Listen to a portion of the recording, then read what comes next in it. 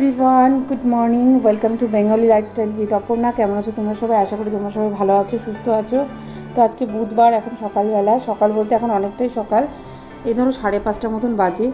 তো সকাল সকাল উঠে আমি আজকে গাছগুলোকে অনেক দিন ধরে ঠিক করব। টবও এনে রেখেছি, সেখানেও দেয়া হচ্ছে না, গাছে সার দেওয়া হচ্ছে না, গাছগুলোর যা অবস্থা হয়েছিল। তো ফাইনালি আজকে সকাল সকাল উঠে সেই কাজ নিয়ে বসেছি। আর আমার সাথে হাজব্যান্ডও তাড়াতাড়ি উঠে পড়েছে। তো ও এখানে আমাকে বলছে যে চলো একটু হেঁটে আসি, তারপর এই কাজগুলো করবে। আমি বলছি না, তুমি যাও, আমার এই কাজগুলো আগে করা জরুরি। কেননা আসার পরের থেকে গাছগুলোতে কোনো কিছুই করতে পারিনি, একদম খারাপ হয়ে যাচ্ছে।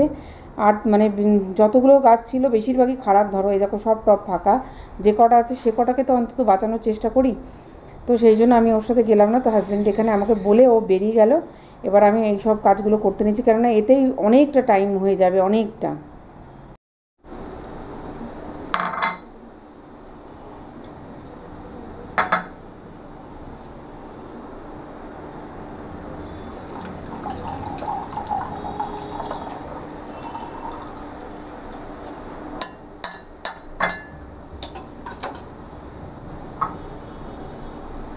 Hello everyone, good morning. তো চলো এখন ব্রেকফাস্ট করে নিই, তারপর তোমাদের সাথে কথা বলছি। চলো। তো আজকে দেখো তুলসী গাছটা এতে লাগালাম, আর এখানে যে মানি প্ল্যান্ট ছিল সব গাছে পিঁপড়ে লেগে গিয়েছিল। সব গাছ মাটিগুলো গাছ থেকে ছাড়িয়ে সব ছাদে রোদ্রে দিয়েছি। আর এদিকে সব পরিষ্কার করেছি। এখানে ঠাকুরের সব জিনিসপত্র থাকে, এগুলো সব কৌটো, এখানে ঠাকুরের সব জিনিসপত্র থাকে, এগুলো সব কৌটো সব ধুয়ে সব পরিষ্কার করেছি। আর এখানে সব বাসনপত্র থাকে, ভোগ টোক রান্না করি যখন, তখন এগুলো কাজে লাগে। তো এগুলো সব পরিষ্কার। আজকে বুধবার ঘর তুলেছি, তো এগুলো ভিজিয়ে রেখেছি। তো বন্ধুরা, তারপর সকাল সকাল এসি সার্ভিসিংয়ের লোক এসছে। তো আমি এই ঘরে দেখো ড্রেসিং টেবিলটা আবার এদিকে ঘুরিয়ে দিয়েছি, তো আবার আগেকার মতন করে দিয়েছি। তো এই নিয়ে অনেক বকাঝকা খেলাম। তো ওই সব করতে করতেই এসি সার্ভিসিংয়ের লোক এলো, তো ভালোই হলো। তো ও সকাল সকাল এসব কাজ করে গেল। তারপর ধরো ধুলো বালি তো পড়েই, ধুলো ময়লা। তো এবার চাদর টাদর তুলে পাল্টে নেব। তো বিছনা চাদরটাকে তুলে এভাবেই রেখে দিলাম, এর ভিতরে যা ময়লা থাকলো। তো এবার এটাকে যখন মেশিনে দেবো বা হাতেই যেখানেই কাচি, তখন ঝেড়ে তারপর একদম দিয়ে দেবো আর কি। নাহলে এখন ঝাড়লে গোটা ঘর ধুলোবালি হয়ে যেত। কেননা আমার ঝাড় দেওয়া হয়ে গেছে, দিদি এখনও আসেনি। দিদি আসবে, দিদি এসে আবার ঝাড়ু দেবে, মুছবে, তো অসুবিধে নেই। তো বেডশিটটা পেতে নিচ্ছি আর কি।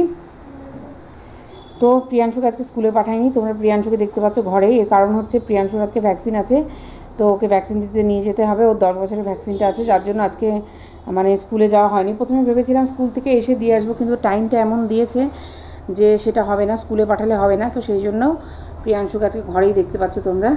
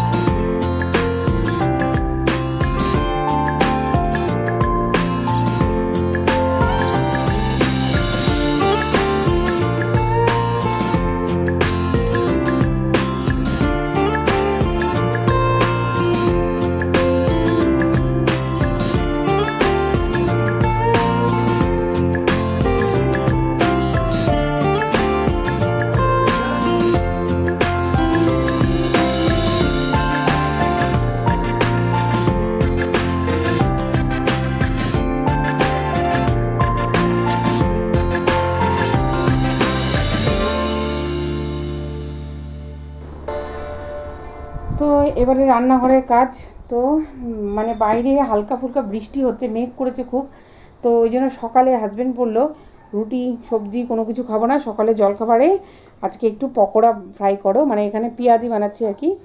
তো ওই সিম্পল বেসন দিয়ে যেটা হয় আর কি, শক্ত শক্ত করে ব্যাটারটা গুলে, যে লঙ্কা দিয়ে, নুন দিয়ে, হলুদ দিয়ে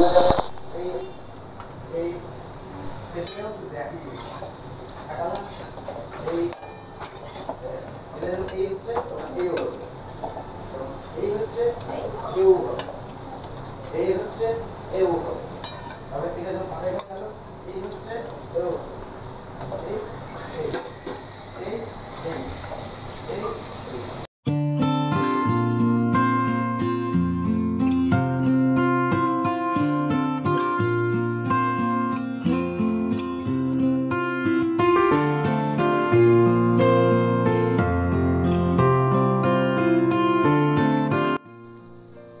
দেখো দিদি এখানে বাসন ধুচ্ছে, তো আমি এদিকে পকোড়া ফ্রাই করে নিচ্ছি। আর দেখো অন্ধকার হয়ে এসছে, তো পকোড়া দিয়ে মুড়ি খাবে হাজব্যান্ড বলছে।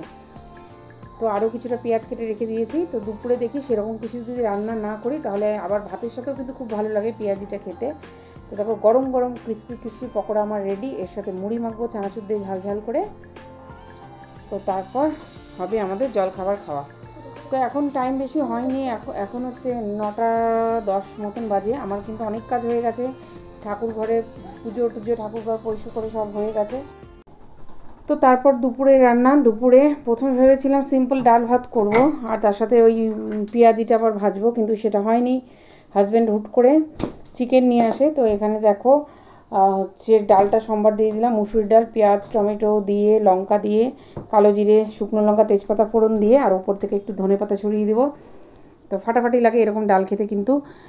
তো ডাল করে নেব, আর তার সাথে রিনা কিছু পাঠিয়েছে খাবার, সেটাও তোমাদেরকে দেখাচ্ছি আর কি। তো দুপুরের রান্নাটা করেই একবারে আমি যাব, কেননা আবার ফোন করলাম ওখানে, বললো যে 12টা 12:30 নাগাদ যেতে। তো সেই জন্য রান্না করেই যাব। রিনা দেখো এখানে ভারবা করলা পাঠিয়েছে, আর মাছের ডিমের বড়া করে ঝোল পাঠিয়েছে। আমার ডাল হয়ে গেছে এখানে। আর আজকে অম্বুবাচী ছেড়েছে, তো দেখো কালকে রাত্রে ছেড়েছে। তো সব এগুলো সব ধুয়ে সমস্ত ঠাকুর স্নান করিয়ে মুছে পরিষ্কার। এমনি তো বুধবার আজকে আমি করি। দেখো লক্ষ্মীনারায়ণ একদম চকচক করছে। গপুকে আজকে সাবান মাখিয়ে স্নান করিয়েছি। তো আজকে হাজব্যান্ড ফুল এনেছে, কি ফুল দেখো। আর এইগুলো কী ফুল বলে, এই পিঙ্কগুলো, বেগুনি এগুলো হচ্ছে আমার গাছের ফুল, ছাদের গাছের।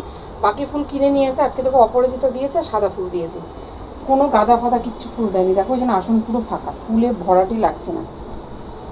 তো এই আর কি। তো সকাল থেকে এইসব কাজ করলাম, তার মধ্যে রান্না হলো। চিলড্রেন কলেজে গেল 10টার সময়, আর আজকে প্রিয়াংশুকে স্কুলে পাঠায়নি। প্রিয়াংশু এখন পড়ছে, কেননা এই দেখো এদিকে ঠাকুরের সব জিনিস ধোয়া।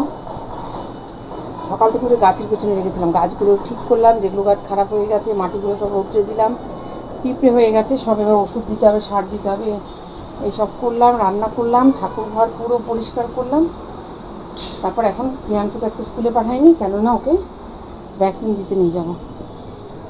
তো আজকে ওর 10 বছরের ভ্যাকসিনটা আছে, তো ভ্যাকসিন দিতে নিয়ে যাব, যার জন্য ওকে আজকে স্কুলে পাঠাইনি। টাইম দিয়েছিল 11টায়। তো তারপরে আবার ফোন করলাম, বললো একটু পরে আসতে। আর তো ওকে তো স্কুল থেকে বাড়ি নিয়ে আসতে 11:30 বেজে যায়, তার জন্য পাঠাইনি আর কি।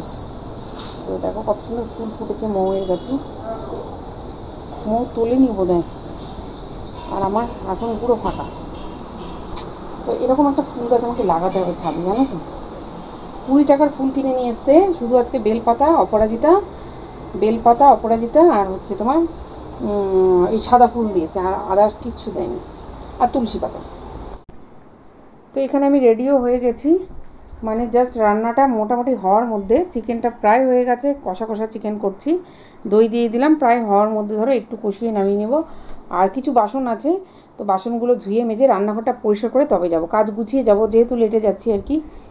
তো এরপরের থেকে আজকে ভিডিওটাও দিতে লেট হলো, আর এরপরেও ভিডিও কিছু করা হয়নি।